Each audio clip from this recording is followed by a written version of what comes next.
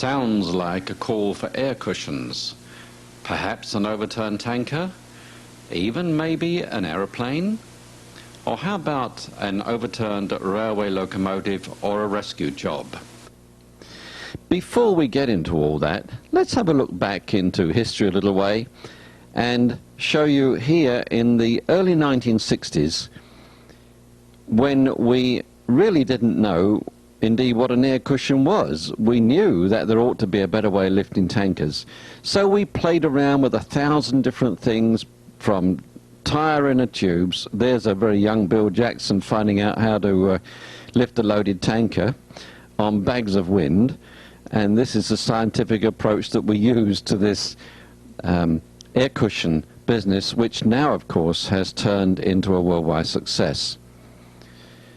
These early experiments enabled us to design the jumbo airlift system that we know today. We dismissed the round shape very early on in our careers, as we found them to be quite dangerous under many circumstances, and we ultimately developed the square cushion. Notice in a moment or two the fire chief running for his life. Well, that's what we all thought of this type of lifting in those days.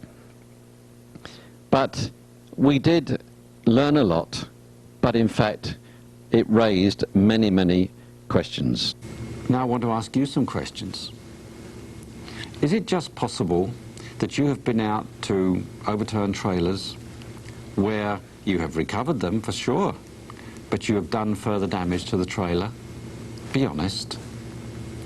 Have there been times when you've gone to a trailer accident where the trailer is lying with the top lower than the wheels, and you found it impossible to bring that trailer back, even though you've got mighty great wreckers?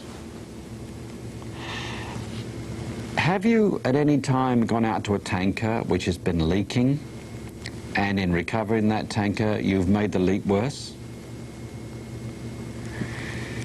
Have there been times when you've gone to an accident where the fire department have asked you to assist in releasing someone who's trapped and your wrecker just won't do it?